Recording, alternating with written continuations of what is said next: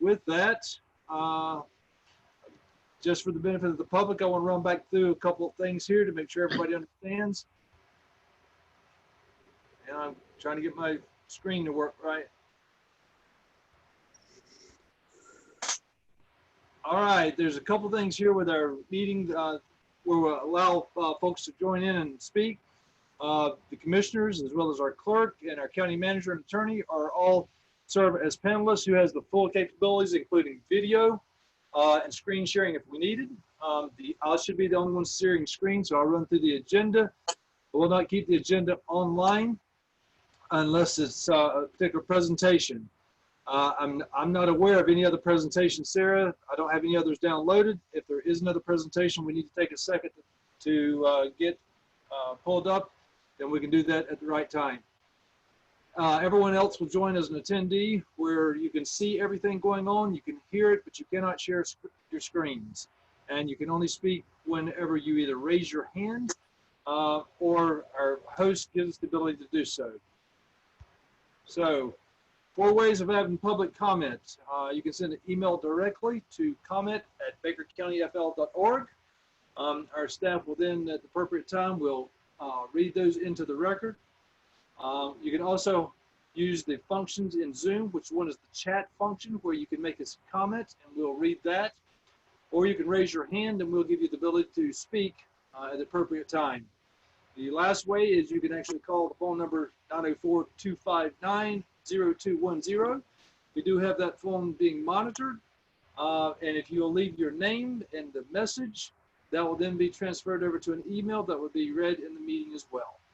So again, we appreciate the opportunity for folks to provide comments. We will allow open comments at the beginning of the meeting as well as at the end, but we will not have comments on the individual items throughout the meeting. And with that, we will begin to move forward, and we're going to ask Commissioner Roden, if she would, to please do the invocation and the Pledge of Allegiance. Commissioner Roden, you have the floor. All right, let's pray. Father, we thank you, God, for this time, Lord, that we can come before you and just ask God for your grace upon our country, God, with a division. And we just pray, God, for unity. We pray for safety for our first responders, Lord, and God, for decisions that our president needs to make. We pray, God, your hand upon him. We pray also, God, that you'll give us guidance in our meeting tonight, Lord, that we make good decisions for our community, Father, that you will be with us, give us knowledge, Lord, and just lead and guide us in all that we do. In Jesus' name I pray. Amen. Amen. All right. I pledge allegiance to the flag of the United States of America and to the republic for which it stands, one nation, under God, indivisible, liberty and justice for all.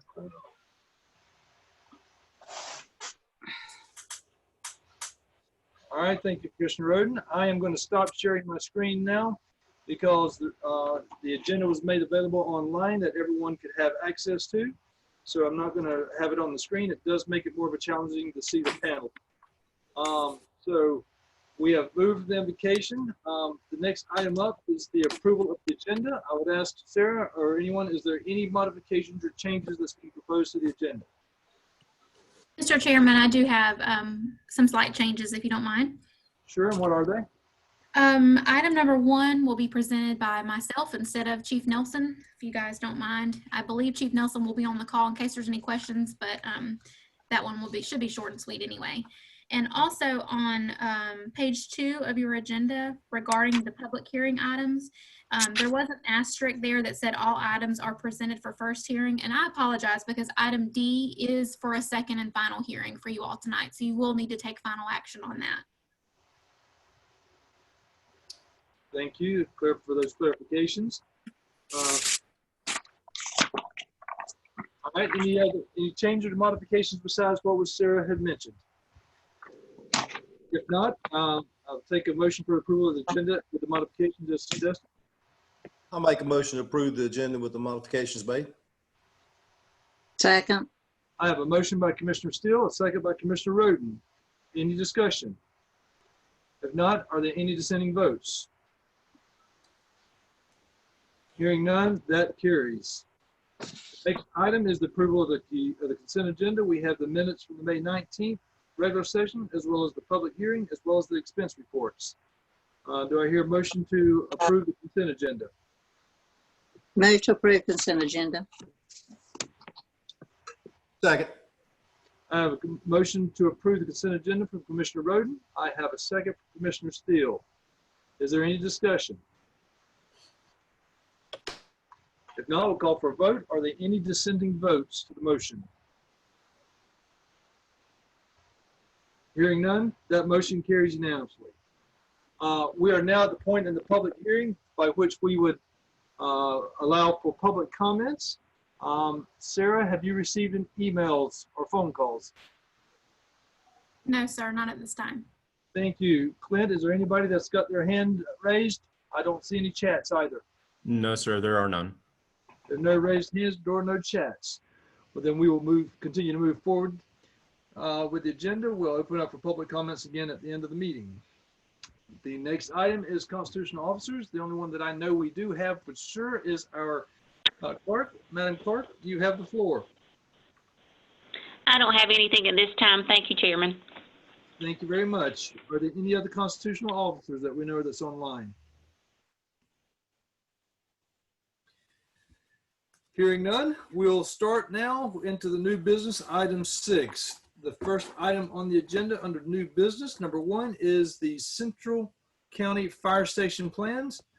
Sarah, you are up. Yes, sir. Thank you, Mr. Chairman. As you all are aware, we have been diligently working on the Central County Fire Station for quite some time now. Our engineer did have kind of a slowdown process due to COVID-19, so our plans are days away from being finalized.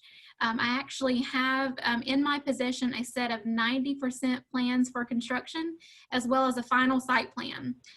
Because those files were so large, I did not want to include them in this agenda packet. They are available to you all. I'm going to email those out tonight after this meeting is over. And if anyone from the public would like to see those, they are available for review as well. But what we're going to do is I'm going to distribute those out, like I said, via email tonight. If you could, please look over them, review them. If you have any questions or concerns, let me know, and then they will be up for final approval at your next county commission meeting, as well as a request to advertise for bids. And that's it. You're still muted, Mr. Chairman.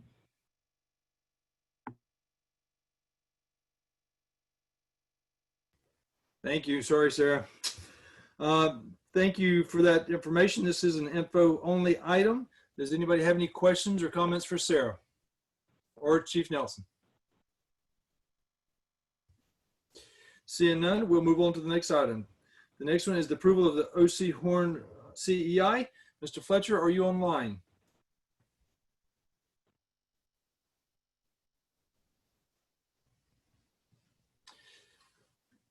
Clint, is Mr. Fletcher on the call? I'm searching for him now. Okay. He has 2 items, the approval of O.C. Horn Road CEI, as well as the approval of the County Road 250 asphalt repair. So I see we have. Okay, I'm on now. Thanks, Chairman. Mr. Chairman. Hello, Mr. Fletcher. How are you doing this evening? Good. How are y'all? Good, doing well. Thank you. You're up next for the agenda. We're on the agenda number 2, the approval of the O.C. Horn CEI Road. You are up. Okay, this is for CI services for the upcoming construction of a portion of O.C. Horn Road. It's for them to do all the CEIs and setting up meetings and tracking everything and reporting back to myself and DOT. The task fee is for $24,690, and that will come out of part of the funding agreement with FDOT for this project. Thank you, sir. And I take it's your recommendation to move forward with this proposal as presented. Yes, that is correct. Thank you. We have a recommendation from our staff. What's the pleasure of the board? I move approval, staff recommendation. Second. Thank you, sir. I have a motion from Commissioner Anderson, a second from Commissioner Roden. Is there any discussions with the board? Seeing none, I'll call for a vote. Are there any dissenting votes to the motion on the floor? Hearing none, that motion carries. Move forward, Mr. Fletcher. You're also up next on the item number 3, the approval of the County Road 250 asphalt repair. Mr. Fletcher, you have the floor. Okay, we've got a bad spot up there on County Road 250 near National Forest Road 235. It come all to pieces, and we went up there and undercut it and put milling in it, made a temporary repair, but it's just not holding. It's tearing all to pieces. And I'm sure all y'all's familiar with that road, but it's very dark and isolated, especially at night out there. And there's quite a few people that come from the Taylor area to travel back to going to Lake City. So I think we need to sort of expedite this little project and get it fixed.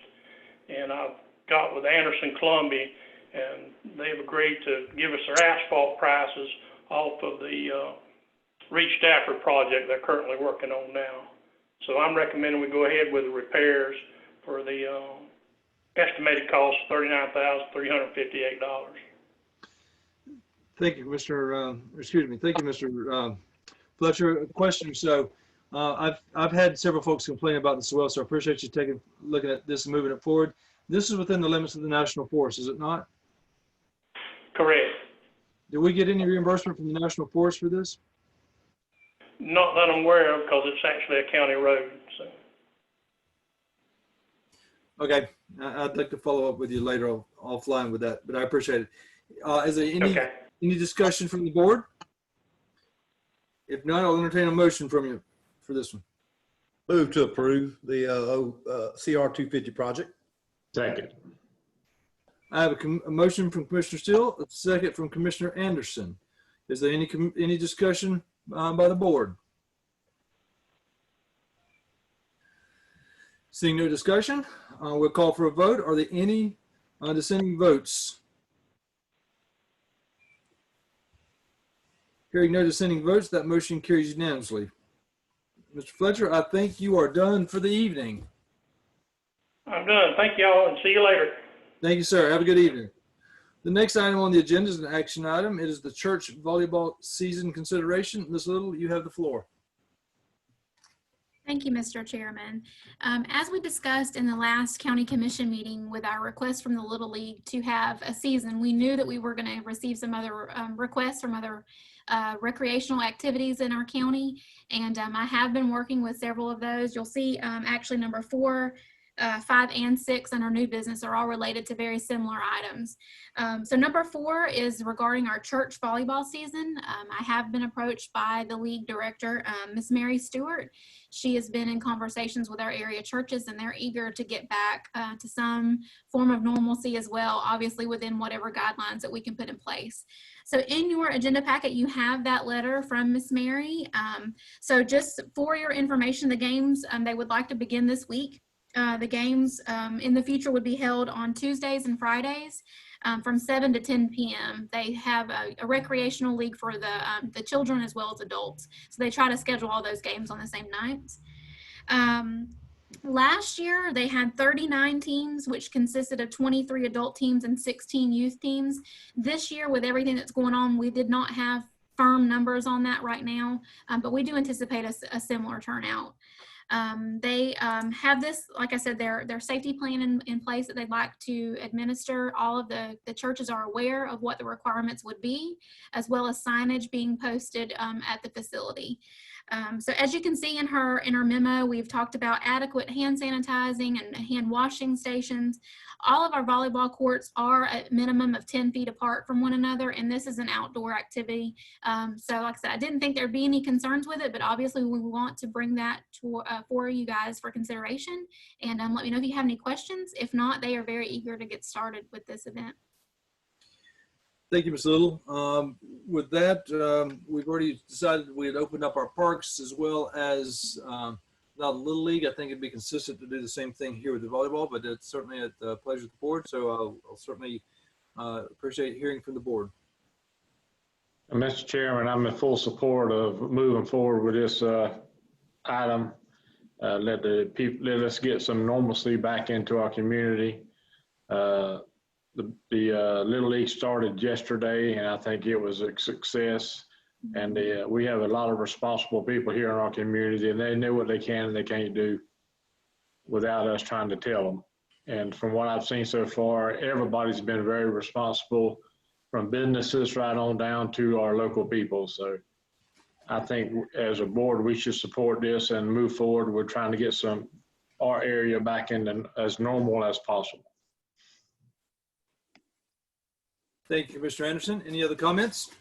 No, I'm in total agreement with that, Chairman. Also, I think matter of fact, if we get through tonight, I'm headed to a ball game. So anyway, and our kids are real excited, and parents also, so I'm in full support.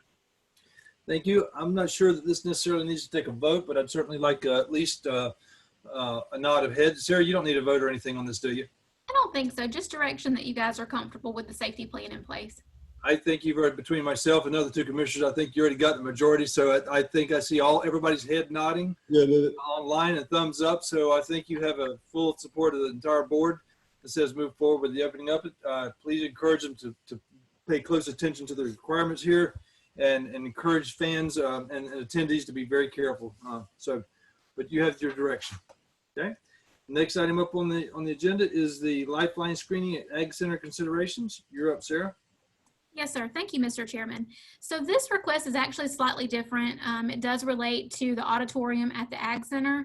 If you guys are aware, we have not actually reopened that facility to rental agreements just yet. We've not seen any guidelines that allows us to be able to do those indoor events just yet. But the Lifeline screening is slightly different, which is why it's on the agenda for you all to consider tonight.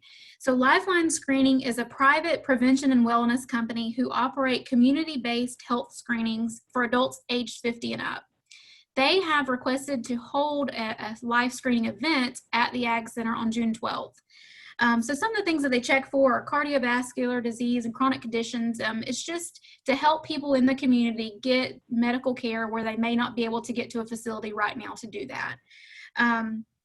In the safety plan that's in your packet, they do have guidelines that will require only 10 people be in the building at one time. That's including staff.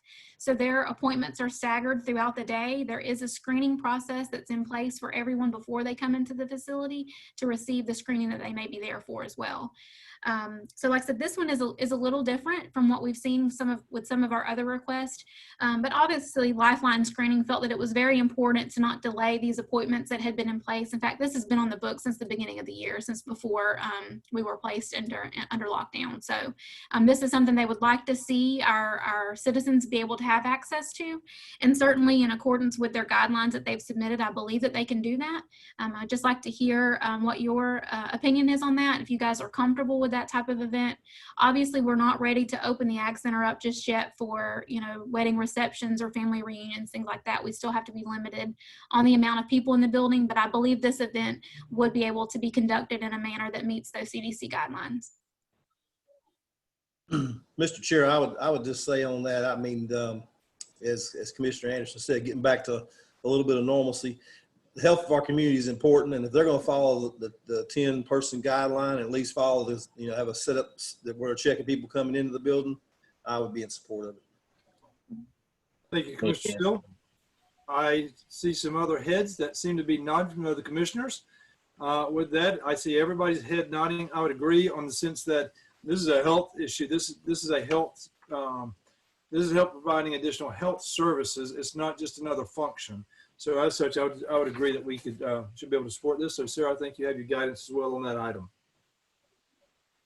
Continuing on to number 6, the Baker County Horse Association use of the arena considerations. Sarah, I believe this is yours as well.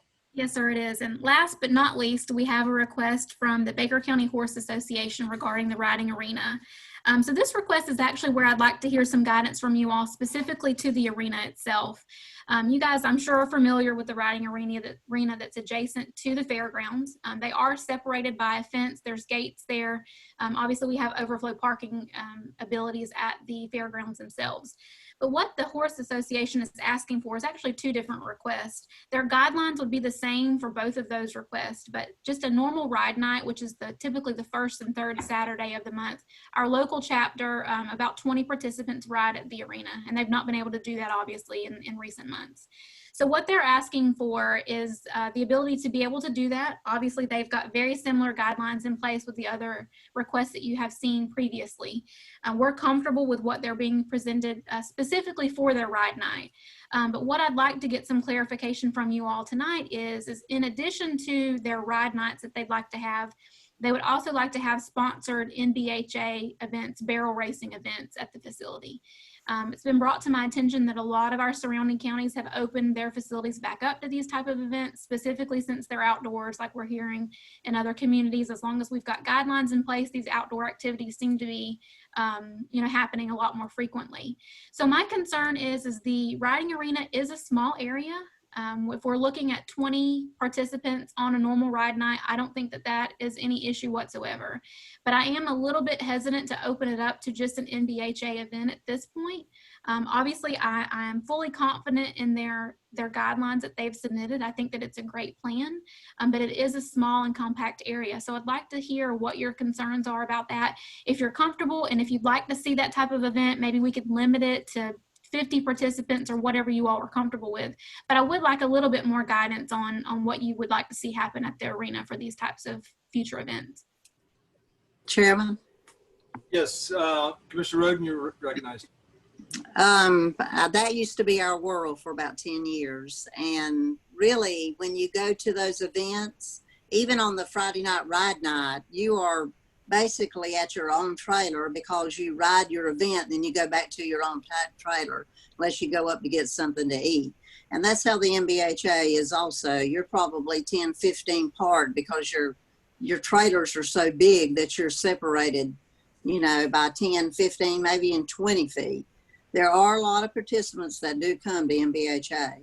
So there might have to be some guidelines for that also, but I'm definitely for ride night because they're pretty well separated there. So I don't have a problem with that at all. Mr. Chairman, yeah, a question I have is. Commissioner Croft, you're recognized. Yeah, thanks, sir. I'm sorry. The question I would have is not necessarily concerning the participants. Ms. Roden, you could possibly answer this one too. What about the crowd that comes to watch? I mean, because that's the one I think that would be the issue there, wouldn't it? Well, there are some people that come. It's not like a big crowd event like a football game or something like that. Mainly it's just family that come with the participants, or something like that. So that might have to be where the guidelines would be, because they might have to go to the trailer, family trailer, and then go up when it's their time to compete. That would be the only issue, Commissioner Croft, but there's not like a big crowd like football or basketball, volleyball, or something like that. I think I was told by somebody in Union County that they're back riding, but they don't run their concession stand. They're keeping it closed and that kind of stuff. Yeah, that might be something we want to think about because they do a big business at the concession stand. So I've worked it before, so it's pretty well busy there. I mean, I don't want to hinder somebody from making money because I know they probably got to have so many participants and so much sales and so much this and that to make money. But at the same time, we don't want us to all of a sudden show up on everybody's radar. Well, guess what? They had this here and there's an outbreak, I mean, I will have to tell you, I agree with the fact that they're trying to make money. At the same token, we've closed restaurants and things down.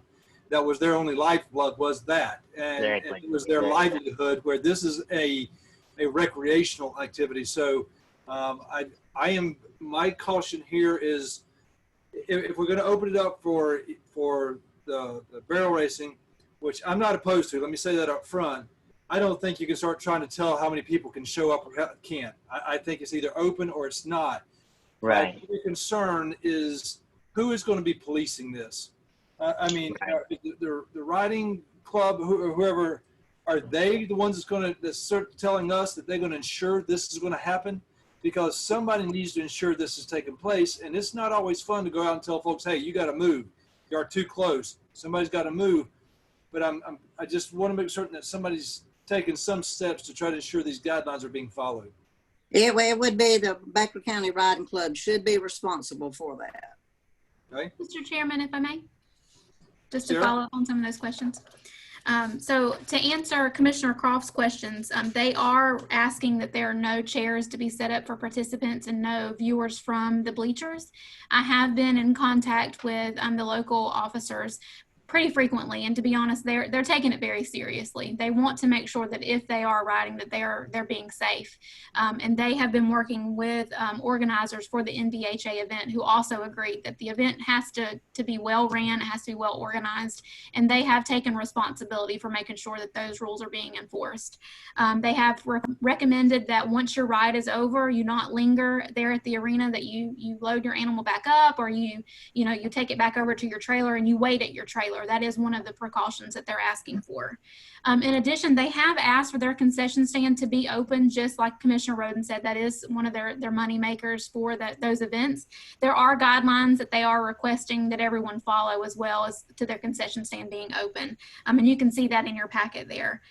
Like I said, these guidelines that they have in place would be enforceable for their ride nights and in addition to any events. And I agree with Chairman Bennett. It would be very difficult for us to police how many people are on site. Either we're open or we're not open. But like I said, if you guys have cautions about how many people are at the facility, we certainly could share that with them and ask them to keep their participants to a minimum, to whatever number you guys decide. Thank you. Mr. Anderson, you have a question? Yeah, the first question I have is, when are they looking at this Indiana starting the barrel racing? What's the time frame? They're looking at ride nights. Like I said, the first and third Saturday, they'd like to start that as soon as Ride possible. night to me is not even an issue. I mean, I'm full support of the ride night. The question I have is what is their timeline on the other?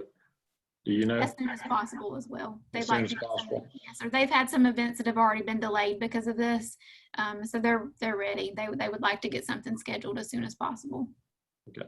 Well, I've overlooked the stuff that's put before us here, their guidelines. And far as me, if they follow these guidelines, I don't see why we should be holding them up. It's no different than going to a restaurant. It's no different than going to Walmart.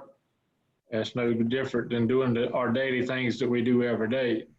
So if they follow these guidelines, and they're pretty stringent guidelines, I don't even see how they won't make any money with some of the guidelines they have right here. But if they're following these guidelines, I don't see where we should. I'm not in support of stopping them from doing it as long as they do the guidelines that's presented to the board tonight. Thank you. Anybody else have any other comments on it? I just wanted to say, Chairman, that being in the horse world previously, if they have guidelines and they know that they can't ride if they don't go by the guidelines, they're going to pretty well go by them, honestly, Yeah. because, I mean, that's just the love of their life. So I feel good about it too.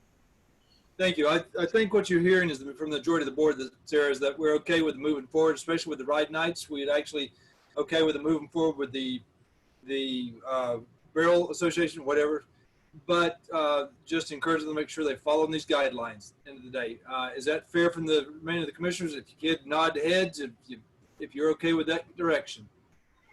Everybody's heads are nodding or a thumbs up. So Sarah, they can move forward. Just let them know that we had a lot of discussion in regards to them following those safety precautions. If we find that that's not taking place, then we would have to take different action, but we're good with it moving forward. Yes, sir. Thank you. Thank you, ma'am. The next item up on the new business is number 7. It is Resolution 2020-15, and a letter of support dealing with the CARES Act. And Sarah, I'll let you lead off on this. Yes, sir. Thank you again, Mr. Chairman. I would like to say that we actually have had a public comment specifically relating to this via Facebook. So Miss, sorry, let me get it pulled back up and I'll tell you. Linda Funk, if you're watching still on Facebook, this is going to answer your question that you had. So if you guys have been receiving the emails from Chris Doolin, the Florida Association of Counties, the Florida League of Cities, as well as the Small County Coalition have been diligently working on the CARES Act funding requests for local counties. This is the stimulus money that you've heard of some of the larger cities that have been using that already. The city of Jacksonville has actually been very vocal in how they're spending this money and to their residents. So not all of the counties and cities have received that funding just yet. And in accordance with what Chris Doolin has sent out today, Florida's share of that CARES Act funding was $8.3 billion.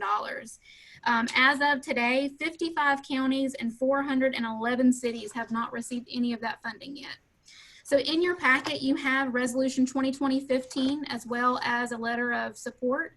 What we've been working on is working with the governor's office to encourage them to expend those funds to the counties and cities that still have not received anything from that stimulus money. The proposal to spend the remaining money has been prepared by the Florida Association of Counties. It's been shared with the governor's office, and we're waiting for action at this point. There is a formula to which we would receive our fair share of the remaining funds. It's population-based. We do have some estimates on that, and I can share that with you offline if you'd like. I'm really hesitant to say anything at this point because obviously we don't know what Governor DeSantis will decide to do with that. But over the next couple of weeks, after we get this information sent in, I'd like to have that sent in soon to the governor's office. But in the next few weeks, what I will be doing is working with our constitutional officers to determine what kind of revenue loss estimates we've seen, what our future outlook looks like for the remainder of this fiscal year. I'd also need to make sure that we've got a finalized number on what our COVID-19 response expenses have been. Obviously, as you're all aware, we reopened to the public yesterday. We did have some expenses in our offices to try to get those offices reopened, as well as purchasing safety equipment, things like that. So we're finalizing those numbers on what our expenditures would look like. In addition to that, I also will begin to meet with our Chamber of Commerce Director, Mr. Darrell Register. I believe that his office will be instrumental in identifying and helping to identify the economic relief that's needed in Baker County, as well as working on a plan to expend these funds. So obviously, if we're urging Governor DeSantis to release this money, we need to be well prepared to spend it. So I'm confident that we will have a well-prepared plan to present back to you all in place. Obviously, this is something that's time is of the essence that we need to get moving on this. So if you have any further questions, I'd be happy to answer them for you, but we do recommend, staff recommends support of Resolution 2020-15, urging Governor DeSantis to release those additional funds to the remaining counties and cities, as well as the letter of support that goes with that resolution. Thank you, Sarah. I also had an opportunity to talk with Chris Doolin today as well. Sarah did a good job with recapping everything that's going on. Keep in mind that the way the legislation was done is it particularly identified large counties, certain ones of certain populations that receive the money directly or be able to get the money. That's why there's 12 of those counties already have the allocations out, where the remaining 55 do not. We're one of those 55.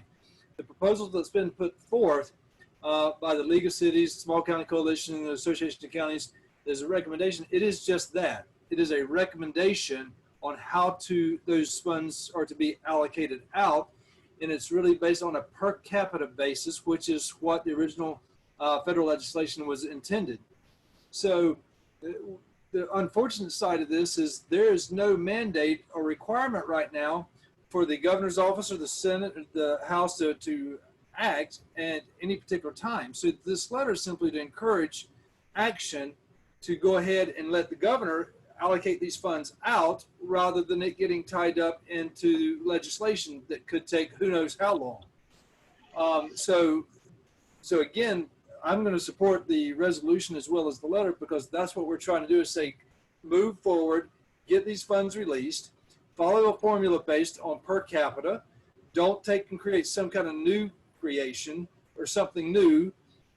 It's got to be related to the economic recovery. It cannot be for something such as community development and things like that. It's got to be directly related.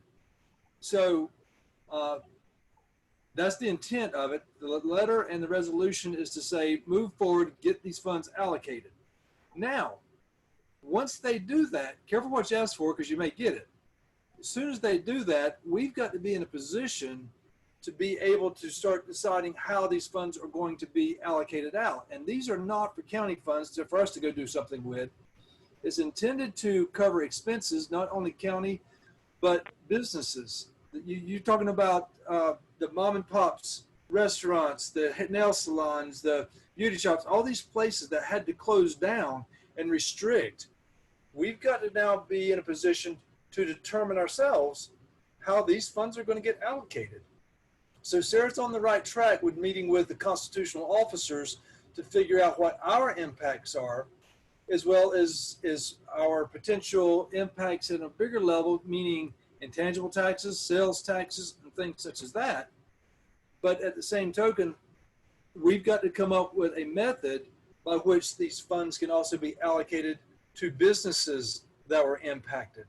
And so, Sarah, what I would ask you to do is over the next 2 weeks, be working on coordinating with the constitutional officers that you mentioned, start getting them, get their thoughts together, how we can determine what our impacts are. Clearly, we ought to be able to figure out what the administration side is from things that's happened, but then also start thinking about how we will put together an appropriate committee or determine up some guidelines for which we will need to be able to allocate these funds out to businesses and things that can legitimately show their losses because of the COVID-19 epidemic or pandemic.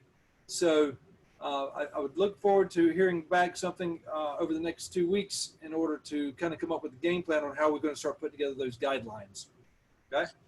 Yes, sir, certainly. That's where I would like to meet with Mr. Darrell Register and let's sit down. Certainly, he hears firsthand from a lot of these businesses when dealing with the Chamber of Commerce. So I'd like to meet with him, hear his expertise, and we're certainly putting together a plan for you all to consider. He does, but I'm going to, my only caution is, first, I absolutely agree. Mr. Register needs to be part of the committee, part of the team. But I also think you got to make sure that it's representative of citizens out there in the small businesses that are there as well. I would expect some form of small business representation as well to help make some decisions on how we're going to allocate these funds out. This should not be a government only decision on here. This is who we think ought to get it. It's got to have some of those small businesses that have been impacted, that's had to deal with it. They understand the situations. They can help provide a lot of guidance on how we can make good decisions on how these funds are to go out. Mr. Chair, I'm sorry, Mr. Chair, I was thinking that honestly, the state, I'm sure has the numbers that what they've saw in the reduction in taxes and things that we didn't take in over that period of time when everything was closed down. And I would also assume that all these businesses would have some kind of annual revenue that they could, then present to see if there's a need there for those businesses. So, but definitely need to move forward. I agree with that. Mr. Chair, I would recommend if Sarah could, I know it's going to be a quick one because we're trying to push this through, but I agree with the chairman on getting other people involved besides Mr. Register and our staff. I think we need it.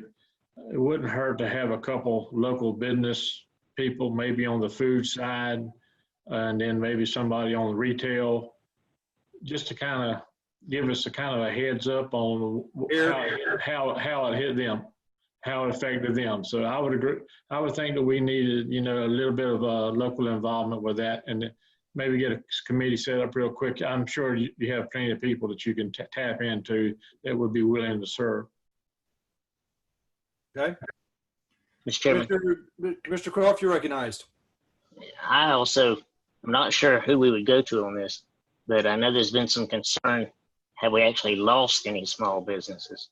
And it might be interesting to see, could there something be done to help them reestablish, if they were an established business here already.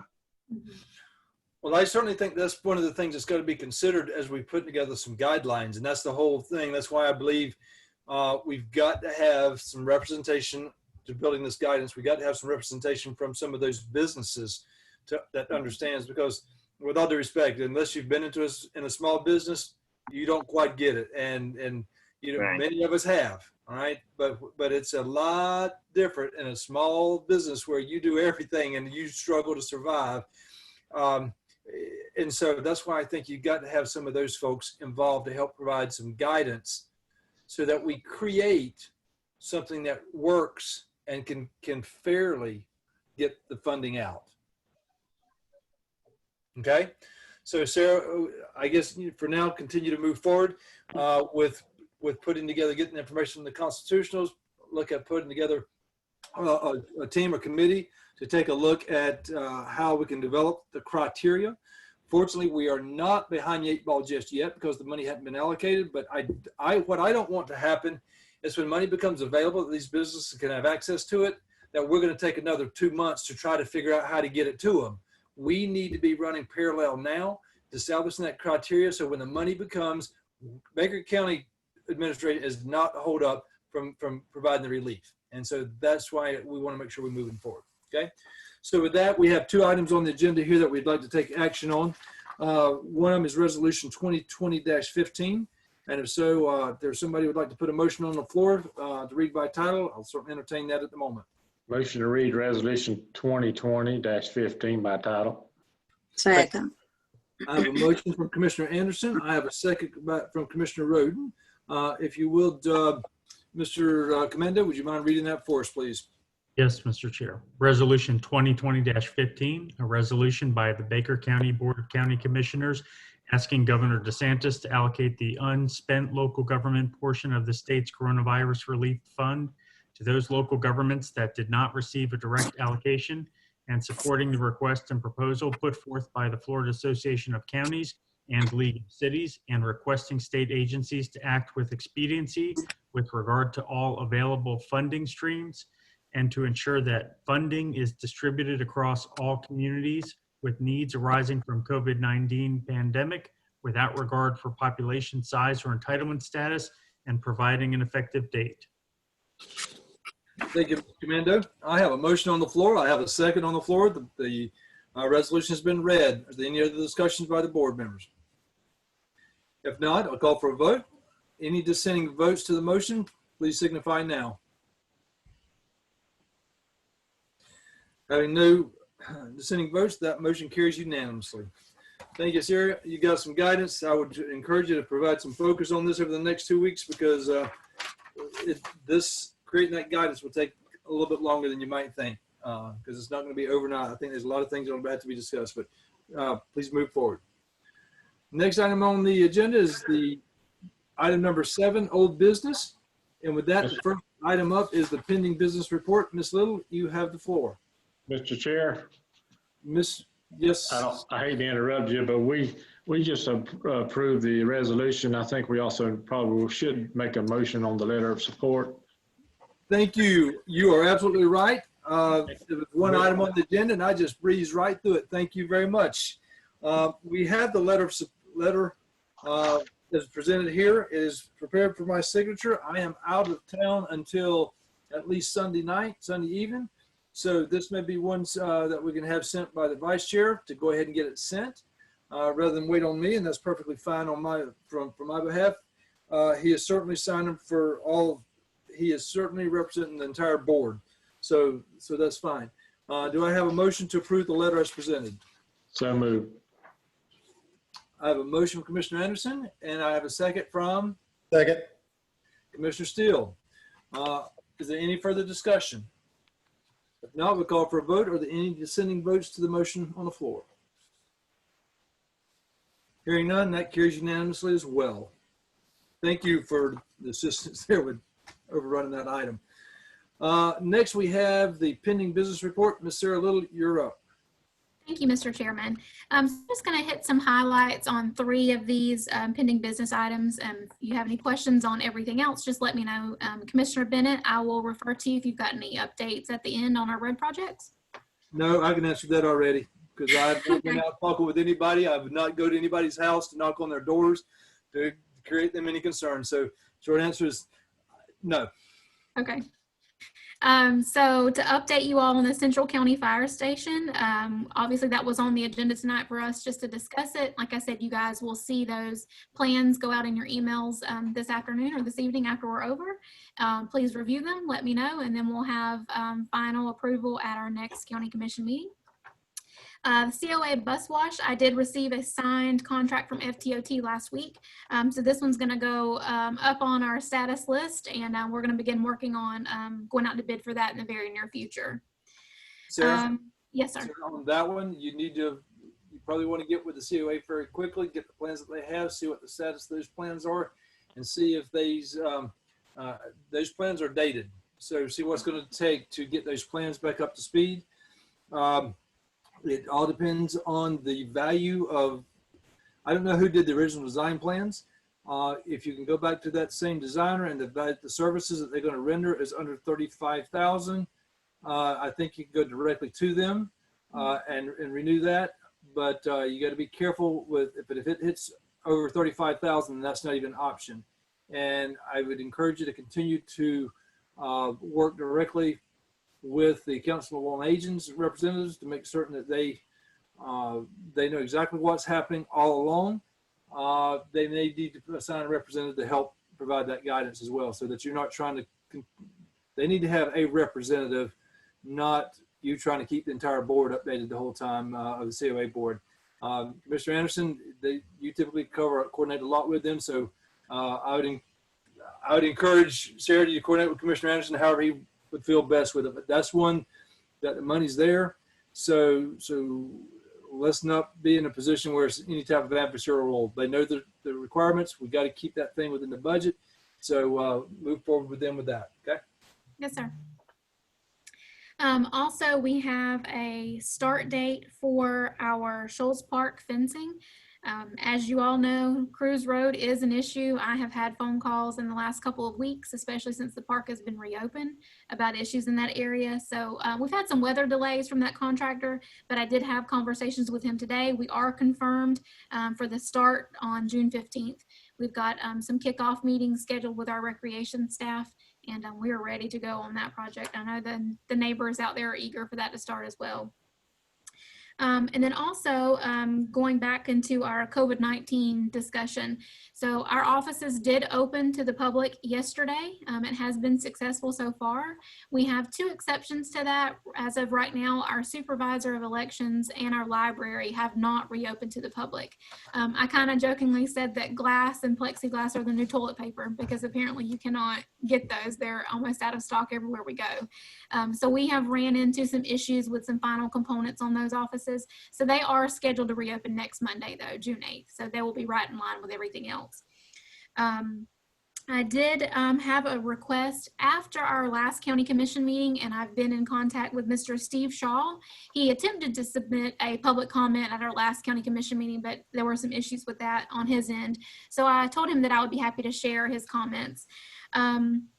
Right now, Shoals Park is only open on Friday, Saturday, and Sunday. That's the days that our park ranger is on site.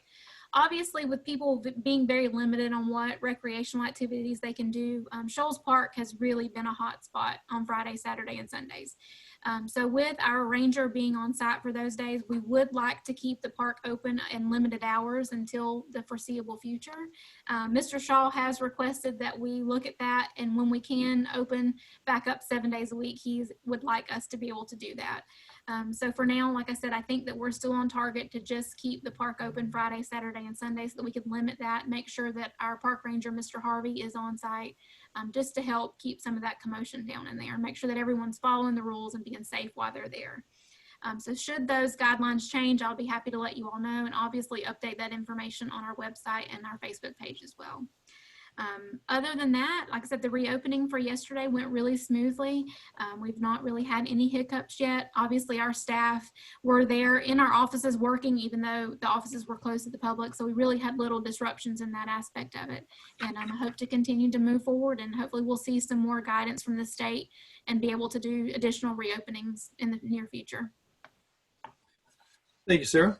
Any questions for Sarah on the pending items report? If not, we got one more item that we can cover, which is the expense report over $4,500 before we need to pause to get ready for our public hearing.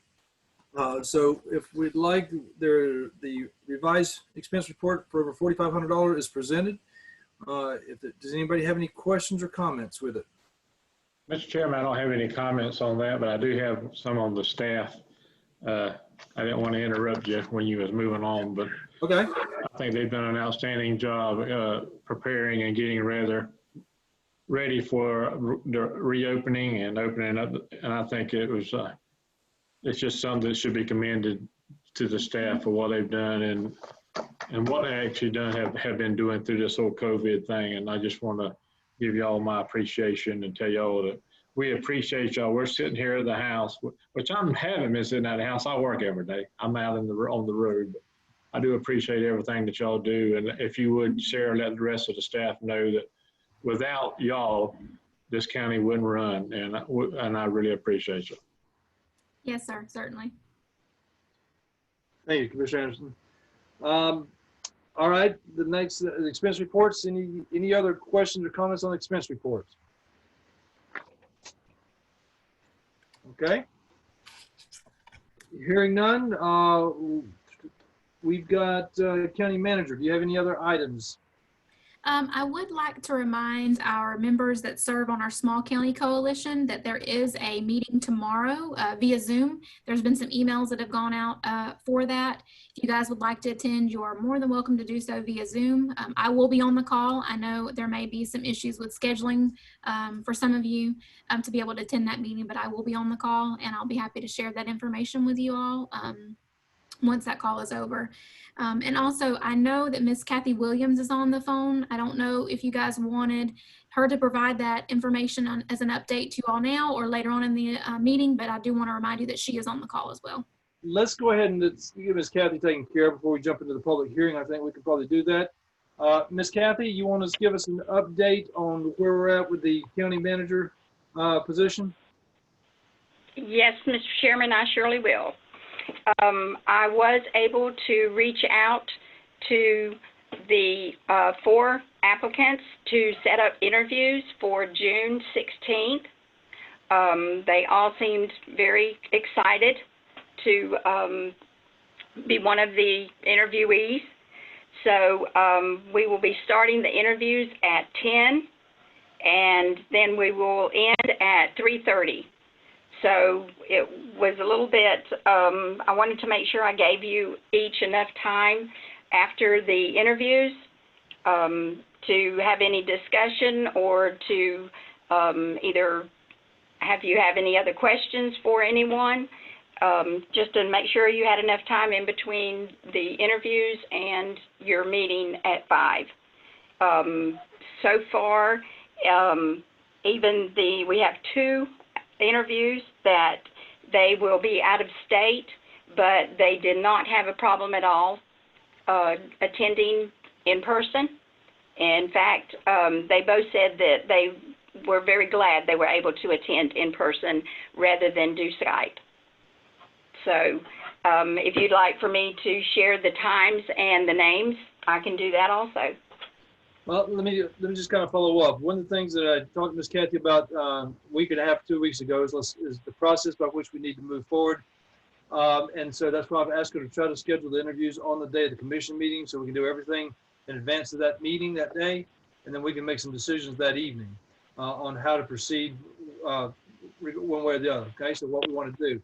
So that's why she's been working to try to get those all scheduled for that day so that it allows us to kind of focus on that position most of the day, getting interviews out of the way. Okay. Ms. Kathy, for me, it doesn't matter about the times for me, but if the other commissioners want to know the specific times of the individual ones, if you want to just provide that to us as you put together the packet of information. I assume that we've got some questions developed, or we'll have questions developed in advance that you can send out to us for us to review, make sure we're good, have no additional comments or no additional questions. Is that correct? Yes, sir. I will have those available to you, and we'll share them with Mr. Commando also. Fair enough. Anybody have any other questions with that? Because we're trying to do that as quickly as we can, but it's likely the plan is 2 weeks out from today, be able to conduct those interviews and make some decisions. Mr. Chairman, only question I have, is that when we're going to go back to having our regular meetings? I've enjoyed this Zoom stuff.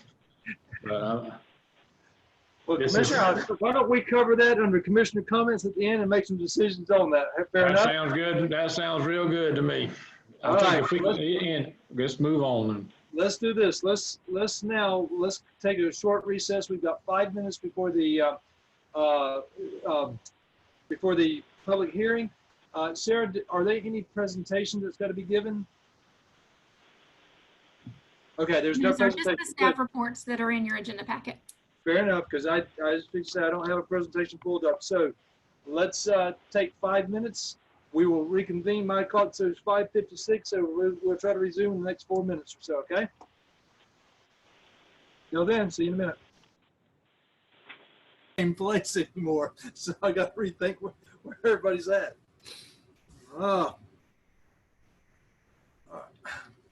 Sarah, is Laura on the line going to be presenting? She is on the line. I'm sorry, I was muted. She is on the line and she's ready to present whenever you are. Okay, is all of our commissioners back and ready? I see all 5 of us. With that, I will come back. The county commission meeting is still in recess. I'll open up the public hearing for 6 p.m. here on June 2nd. The first item on the agenda is the first hearing for ordinance number 2020-12, a small scale land use amendment. Ms. Laura Dietrich, welcome, and you have the floor. Good evening, Mr. Chairman and Commissioners. First, I'd like to actually make a note based on the agenda and a couple items. There's been a couple changes. You've got 3 items this evening in the public hearing. We're going to proceed with 2020-12 and 2020-13. However, the LPA and BCC items were circulated at the same time, which they normally are not because we had such short time constraints. So when we get to the item of C, I'm going to ask you to table that. The LPA asked for further research. And then when we get to the item D, which is Radiant, the Bay Branch subdivision exemption, I'm going to ask you to defer that to the June 19th meeting due to notification errors. Well, actually, it wasn't a notification error. It was actually, they didn't meet the threshold in time to make the paper for this meeting. So we had to renotice for June 19th. Fair enough. June 16th. Okay. I'm sorry, what's that? June 16th. June 16th, yes, my apologies, June 16th, correct. Okay, proceed with item A. Okay, so, and unfortunately, this is one of those weeks, so I'm gonna have a small little correction, typo that's in the report for you. So you have one project before you that's got 2 companion applications. 2020-12 is a small scale land use amendment application on behalf of the applicant, which is Chantal Givens. And the request is to change her land use from agriculture A to medium density residential. The companion application, which we'll get to next, is to also rezone the property from RCMH 2.5 to RCMH 0.5. So the property is 1 acre and it's currently vacant. And again, its current land use is Ag A with Ag 2.5 or RCMH 2.5 zoning. This parcel is surrounded predominantly on the north by very low density residential and a lot of medium density residential, which is why we felt this was compatible. Secondly, she had purchased a brand new home, and this is her first home and first parcel. And unfortunately, she did not do her due diligence, nor was not made aware that the land actually was not able to have her home moved onto. So she's been very patient in submitting this and waiting to try to hopefully rezone and change her land use for the property so she can move her new home onto it. So in your land use staff report at the bottom of page 1 and the very top of page 2, there's a slight error, and it's because it's duplicative of the statement above it. So basically what this report is saying is that she would like medium density residential land use, and that allows for the way the comp plan is written right now. MDR allows for a range of density from a maximum of 4 dwelling units per acre to a minimum of 1 dwelling unit per acre. So it just depends on your acreage and also your zoning. So in this circumstance, It is compatible and it is consistent with the character of the area. We have not received any complaints or questions or comments from any of the neighbors that received all of the notices and signs that were posted on time. And Oda Price is the acting agent on behalf of Chantal. I believe she may be present, so I'm not sure if she's on the call or not. And then do you want me to present the second item or do you want to move on them individually? If we can have public hearing on them individually. Okay, so the second item is the companion rezoning. She has our residential conventional mobile home. Hey, Laura, hold on one second. And Mr. Chair, you're muted. Thank you. That's why she couldn't hear me. Rich, do we need to have close the public hearing on each one of these individually, or do we need to? Is it okay to proceed through both of them before we close the public hearing? You don't have to close the public hearing, but if we can just go through our process, just asking if we've received any comment or if anybody wishes to speak. Thank you. All right, Laura, before you move on, we're still on 2020-12, the small scale land use amendments. And by the way, Rich, the only thing we need to do tonight is read, or are we going back at the public hearings to vote? We're not even reading because the ordinances will be provided at the final hearing. We're just asking Okay. if there's a public hearing. Thank you. So we have before us ordinance number 2020-12, small scale land use amendment for 9364 Tia Place, Sanderson, Florida, 32087. And I'll stop now to see, are there any public comments on the ordinance that is being presented now? Clint, do I have anybody that wants to speak?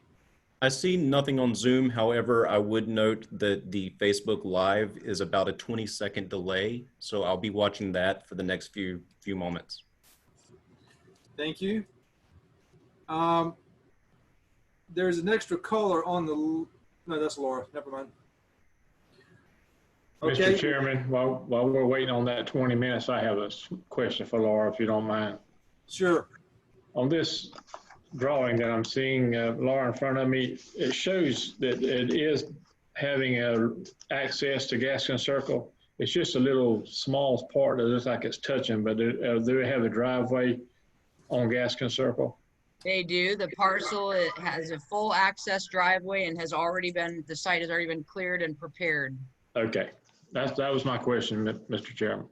Thank you. So hearing no public comments on ordinance number 2020-12, we can now move on to Clint, you haven't received anything, correct? That is correct. Thank you. Laura, you can now move on to ordinance number 2020-13. Very good. Thank you, Mr. Chairman. All right. So the applicant, Ms. Givens, is requesting that in addition to the land use, that the zoning be changed to be consistent and compatible with the intent. She has currently residential conventional mobile home, 2.5. However, her parcel is 1 acre. So therefore, it's not conforming with its current zoning.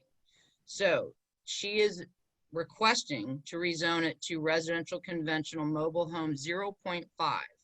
Now, with a 1 acre parcel, we looked at the surrounding zoning, and again, there is substantial RCMH 0.5 surrounding the parcel. So we feel that it's consistent. I mean, granted, there are some sides of this that have the 2.5. However, there's also within very close proximity, bordering a good part of Gaskin Circle is also RCMH 0.5. In addition to that, her intent was to be able to put her home on this parcel and eventually have the opportunity to put a family member on this parcel. And given the fact that 0.5 would be the request, that would allow her the 2 units on her acre parcel. So that is the planning potential for the reason why she's requesting 0.5 instead of 1.0. So it's not only consistent with the surrounding area and the character, but it does provide her that opportunity to do something that is allowable and consistent with the area.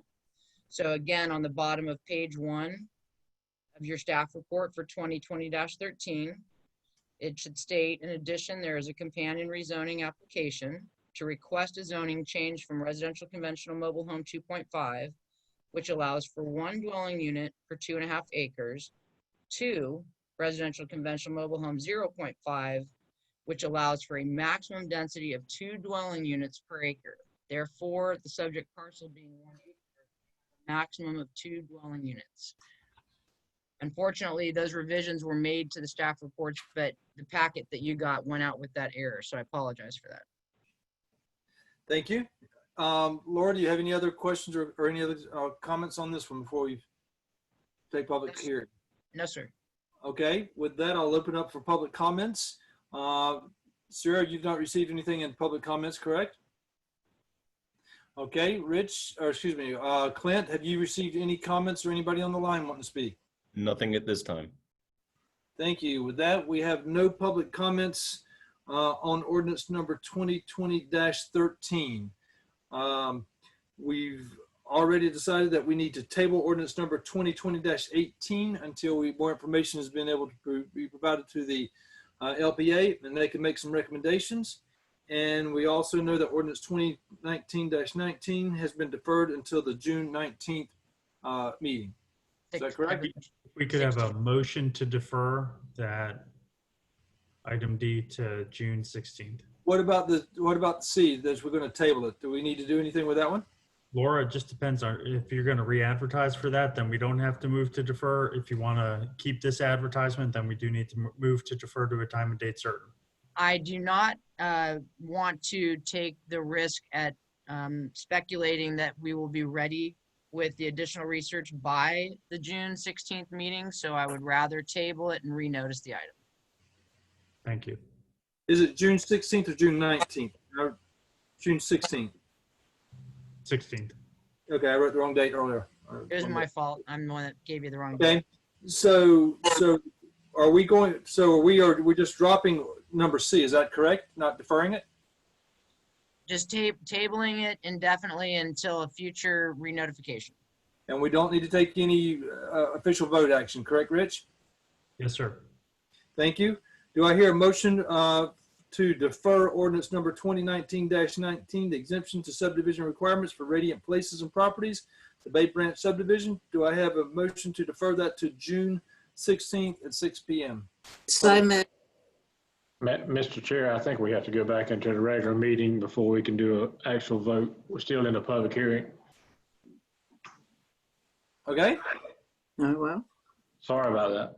that's okay. We can still have we typically have a motion and a second in the public comments and then go back to the public meeting to actually vote. So Okay. 'cause we do that in reading. So I'll go ahead and take Ms. Roden's motion. Is there a second? Second. We I'll have a second. motion and a second. All right. Any other public comments? Okay. We will now close the public hearing. Open back up the county commission meeting. We have a motion. We have a second. I'll call for a vote. Are there any dissenting votes to the motion on the floor? Hearing none, that motion carries. Okay. Ms. Dietrich, I think we are finished. That's correct, sir. Thank you very much. Thank you very much, and we'll see you in 2 weeks. Or Yes, sir. hopefully Yeah. live and in person. Yeah, have a and mo- actually, the sooner you can let me know that, the better, because Jim Law and the Mobleys want to be present, whether that's on the call or in the meeting. And I definitely need to make them aware of that sooner than later. So We'll have a decision this evening on what are we going to do for our June 16th meeting, okay?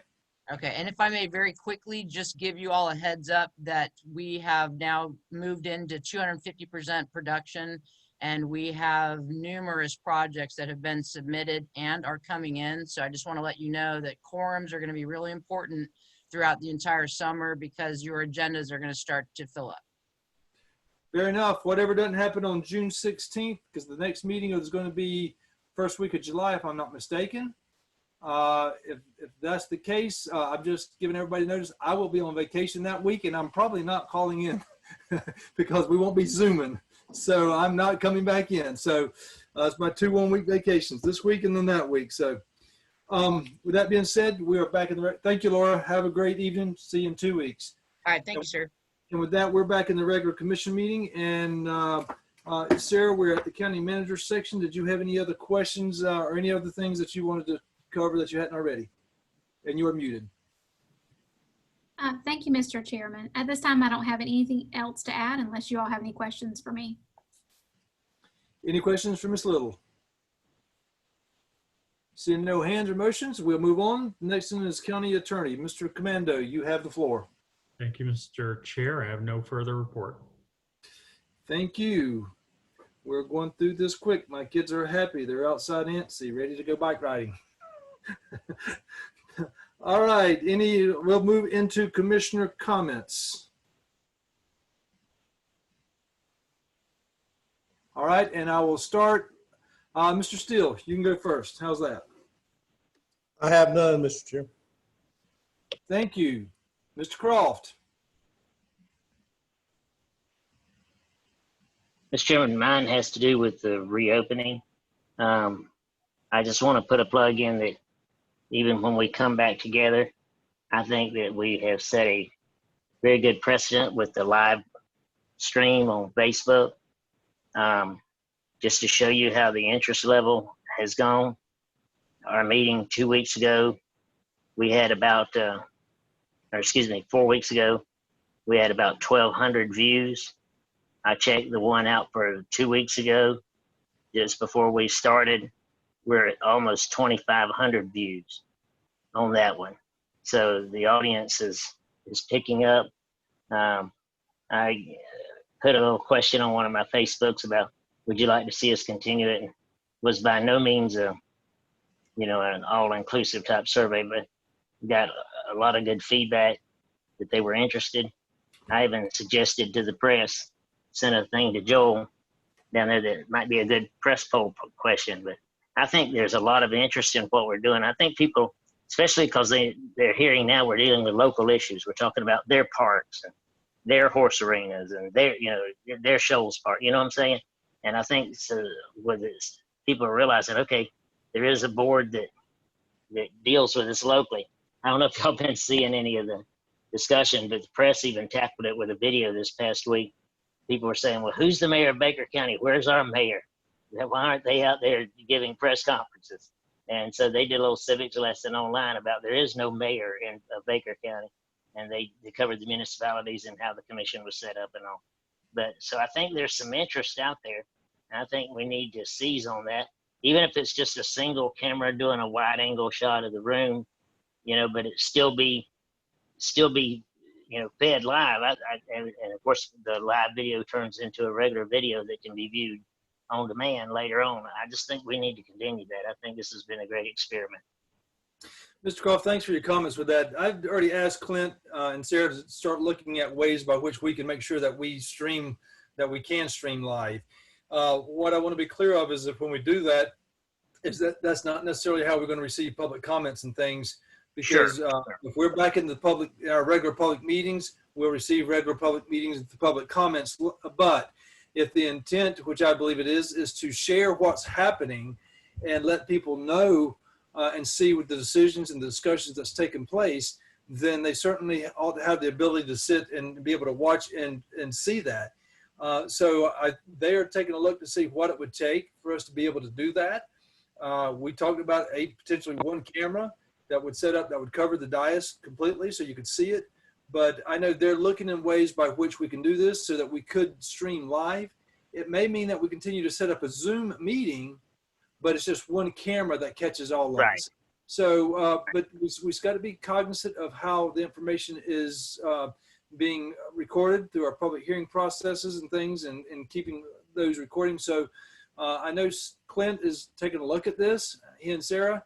So we do intend to try to continue with the live stream, because from my perspective, I think it's wise to continue to make government accessible. And that's one way to do it. Okay. I think the live feed is cool, but that on demand is where most people are catching it. It's like I had a lady call me the other night. She said, what I like about it is at 5 o'clock, I'm on my way home and I got to get supper done and yada, yada. She said, but I was able to sit down later that night and watch it when I, wanted to watch it. So people, are checking it out when they have time, which is the way most people want their news today. They want it on demand. And so I just think, this plays right into that. Agreed. The more open this government is, the better off we all are. Agreed. Thank you, sir. Any other comments? Okay, seeing none, we'll move on. Commissioner Roden. Well, I really don't have anything, but unlike Commissioner Anderson, I don't enjoy Zoom. I want to see y'all face to face. Anyway, so that's how I am. But anyway, I don't really have anything else, no. Oh, thank you. Commissioner Anderson, you have the floor. And what would you think about meeting next time in person? Let me tell you something. I don't like Zoom. But I think it was a great thing, and I think we had to do it. It was perfect for what we had to do at the time, but we don't have to do that anymore. I think we can go back to our regular meetings. And I think we also could, I agree with Commissioner Croft. We could stream it live, or we could tape delay, or however y'all want to do it. I have no problem with that. I know I look good on this video stuff, but I don't want to be a movie star. I'm a carpenter. Now he's being a comedian too. But in reality, I appreciate what staff has done to get us this far with this, and Commissioner Bennett, and I know you was involved in this too, and I appreciate what y'all did in the situation that we was presented. But I'm a firm believer we need to get back to the old normal. I'm not looking for the new normal. I'm looking for the old normal. And that's, I think we need to get back to that as quick as we can, so people will start living their life the way they want to live it. People in our county can live the life they want to live it, and not the way that the government's telling them that they need to live.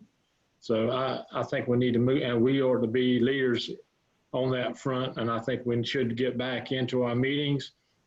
I mean, I don't care if I got to sit 6 foot from you. I got to help Mr. Croft get in his chair and push him up. So I can't sit 6 feet from him. I got to help him. He's my brother. Hey, So, you notice I've been able to do it all by myself over here. I know it, but I'll tell you, I think we just need to get back in our meetings, and if it comes to a point where we need to do this again, which I'm praying that won't never happen again, I think it's a good thing to have. But this is not the way we should be running government meetings. I think we should be, well, the people can see us face to face, and we can, I can talk to y'all face to face. And that's my opinion. And I think June 16th is a good time to start back, which I thought today was, but I was nice and I didn't pitch a fit or anything. So, but if we don't meet 16th, I might be pitching a fit. Well, I appreciate y'all. We don't want you to pitch a fit. So let's try to figure out how to do that. So we're going to be getting back together on the 16th anyway for interviews.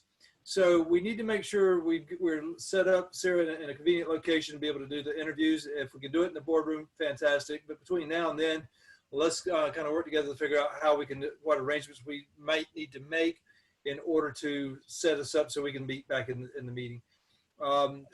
It's kind of challenging because our dais isn't set up to where we can be as far apart as we would like to be. So we've got to figure out how we can set that up.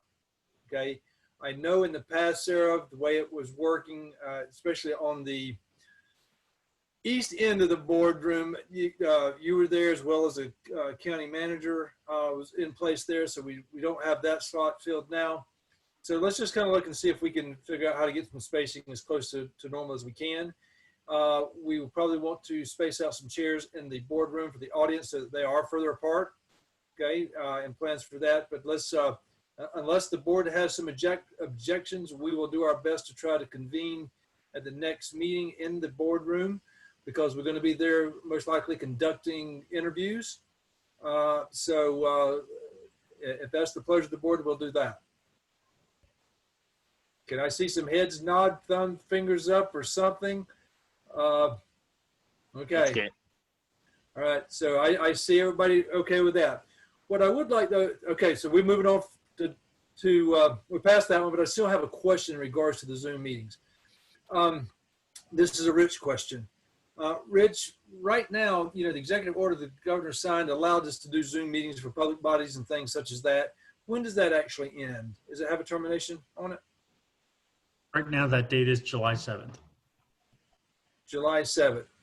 After July 7th, that essentially means everybody will be back in regular meetings. Is that correct? That's correct. What's being dispensed with is the in-person requirement for voting. That's what allows us to do the virtual meetings. And so after that date, we have to be back in person to vote. Is that correct? Yes, unless the governor issues some other order. Have you heard any talks or has there been any rumblings or anything about allowing Zoom type applications to continue to be on that for isolated cases and things? There's some talk through the Association of Counties and the League of Cities to try to take another look at the rules for this. Honestly, more in terms if we have a hurricane or some other natural disaster. So that conversation has started, but I haven't seen any sort of product from it yet. Okay, fair enough. That answers my questions. Okay, we run around the table with commissioner comments. So I don't have any additional comments to make from commissioner comments on my side. So if there's none, I'll move on to the next item on the general agenda, which is opening back up to public comments. So any other comments from any commissioners? I have one public comment I'll read, but any comments from commissioners? Okay, moving on back into public comments.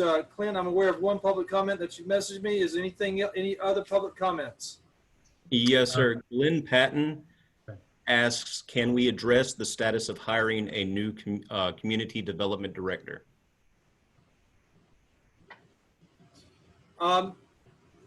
We can discuss it, but I'm going to refer it right now to the board. I'm not going to have that as open public comment now. We understand that there is a need for one. We recognize that, and will be moving forward with a process for hiring a new community development director. But we're going to rely on some direction from our county managers in order to do that. That's going to be my position on that. I'd welcome any other public comment or any other commissioners if you have anything else you want to add.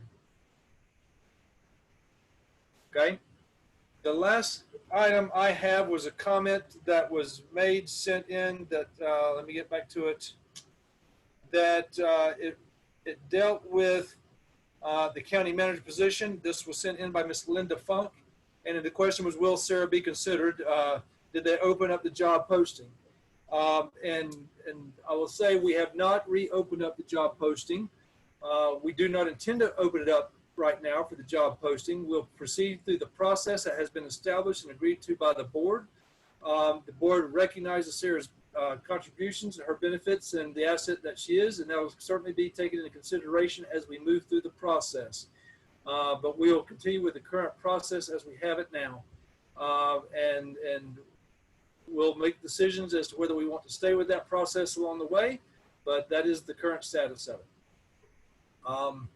So with that, are there any other comments or anything else? Clint, do you have any other public comments? I don't, but I believe Sarah might. Okay. Sarah, have you received any emails or phone calls? Yes, Mr. Chairman, I have. We actually did get a public comment from Miss Julie Thomas actually asking about the SHIP program.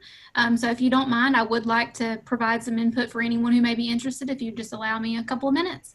Please do. Give us a full update on the SHIP program.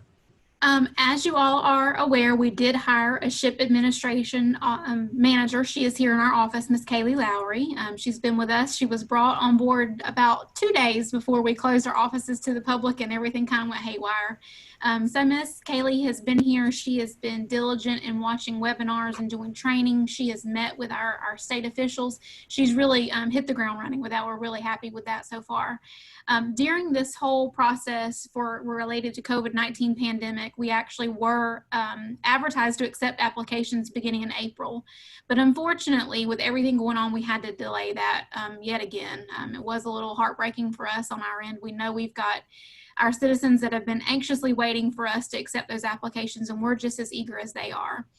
So now that we have officially reopened to the public, we will be advertising. The requirements are that we do have to advertise for 30 days before we can accept those applications. So for anyone that may be interested, obviously we are here in the office. We're available. You guys give us a call at the main line. Myself or Kaylee would be happy to walk you through the process. But you guys have your eyes out for those applications to be ready, and then the article should be in the newspaper next week. Sarah, can you talk a little bit in regards to that SHIP application of while we go out and start advertising, when, say for example, only as an example, not that this is happening, if we started advertising, say, the 15th and it has to advertise for 30 days, when can you receive applications? If you start on the 15th, easy number, say the 15th of June and went to the 15th of July, when's the date that you can actually pick up an application, and when can you drop it off? Okay, so the SHIP program is a little bit different than any other advertisement that we see. The requirements are that we have to advertise for 30 days before we can even begin to accept an application. So there's some standard language that comes from the state that it's a display ad. It's not a legal ad. It has to be very clearly recognizable to the public. If we started that advertisement on June 15th, we could not advertise until July 15th. It has to be a full 30 days notice before we can accept applications, but we can accept them day one, July 15th. We'll be ready to do that. When can you pick, when would a applicant be able to, or somebody consider, when could they pick up an application? July 15th. We're not allowed to give anything out until that 30-day period is over. And that's what I want to make sure the public understands. Yes, sir. The advertisement starts in the newspaper. It will be advertised for 30 days. And during that 30-day period, you cannot pick up applications. There's no sense in coming in to get anything. It's just making you aware that this program is opening up, and the date that it's opening up, and the date that it opens up is when you can go get the information, fill the application out, and return it. Okay? Yes, you can't get that application until that date. And that's why I want to make sure the public understands that when you see the advertisement, don't feel like I have got to, I've got to get an application right now. It will be advertised 30 days before you can even pick up that application. Correct. Right? Thank you, Sarah, for that update. I appreciate it. Sarah and I went through this in great detail about 2 weeks ago to help me understand the process as well. So I appreciate that. Yes, sir. Certainly. Any other public comments, Sarah? No, sir. Okay. Clint, anything else coming on your side? No, sir. Thank you, sir. Well, gentlemen and ladies, from my thing, that is everything on the agenda. There's nothing else we need to cover. We will look forward and provide some guidance out on the next meeting on June 16th, both on the dates and the times for the interviews. We'll have questions sent out to us in advance. Please look over the questions.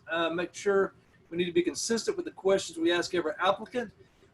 Once they answer it, you can certainly have follow-ups on their answers, but we need to be consistent with the questions. Please look at them. So make sure we cover any questions that you may have so we can ask all the applicants the same questions. And with that being said, we will see everybody in person in 2 weeks. All right? And with that, we stand adjourned. Have a great evening. Good night. Good night.